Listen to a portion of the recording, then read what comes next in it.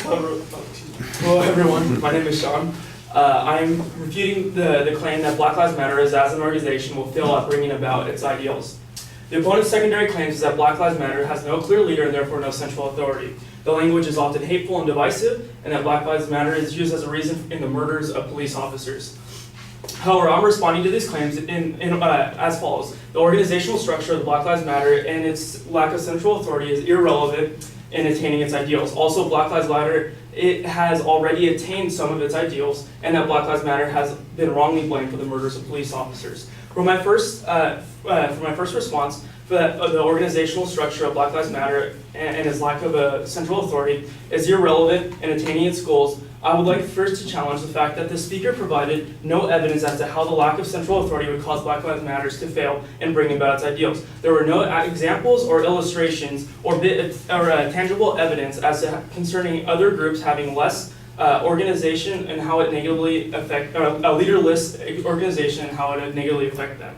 Also, the speaker did not provide any bit of logic as to how he came to this conclusion. He simply just stated a conclusion without substantiating anything about it.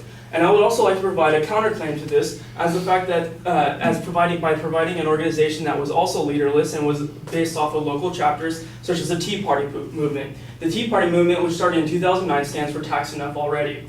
And this was a leaderless organization that actually accomplished many things. For example, CNN ran an article in 2014 stating some of its accomplishments as the Tea Party helped fuel in 2010 a 63-seat gain in the House of Representatives, and it caused the Republicans to take back control of the House of Representatives, which helped stymie the Democratic agenda in the Obama administration. Also, the Heritage Foundation stated another success that this leaderless group also was bringing the Constitution back into public discourse.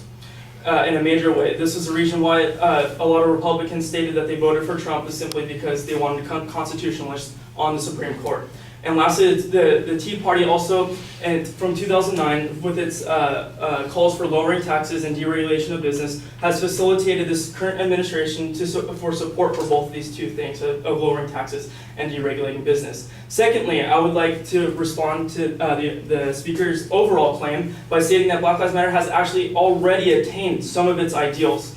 The Atlantic magazine in 2015 stated some of the accomplishments of Black Lives Matter. Because of activists disrupting presidential campaigns, it led to criminal justice platforms being established and meetings with presidential candidates. In May 2015, Obama called for an end of military equipment being passed to the police departments due to protests in Ferguson. Also, the FBI improved its tracking of fatal police shootings due to the Black Lives Matter protests. Also, Chicago and Baltimore mayors fired their police chiefs because of their protests over police brutality from Black Lives Matter. Not to mention the fact that the president of the University of Missouri resigned due to Black Lives Matter protests.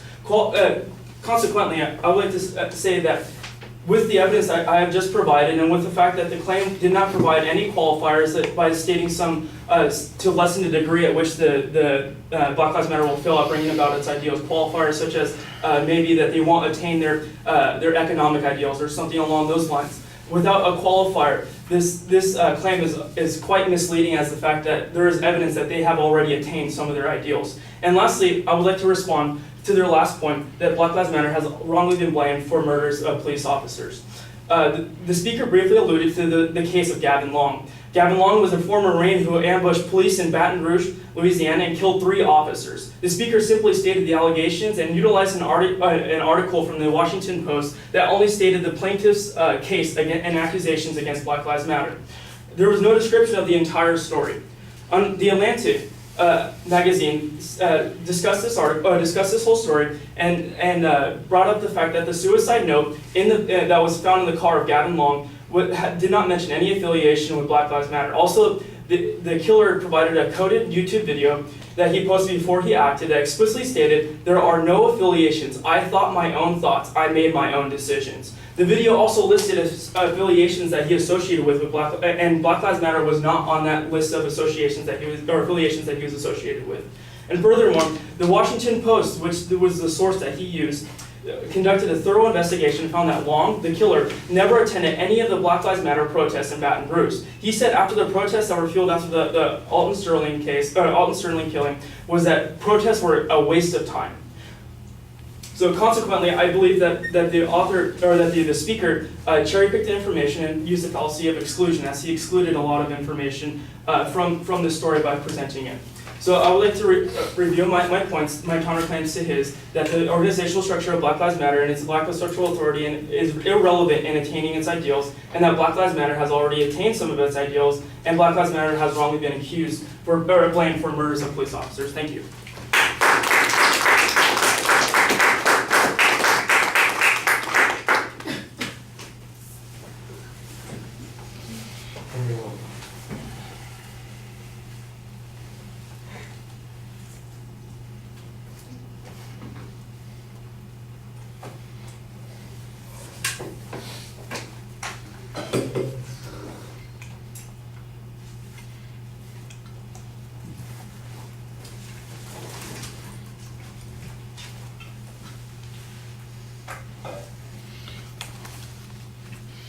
All right, structurally everything is clear at the beginning. You did a good job telling us where you were headed, what the secondary points were.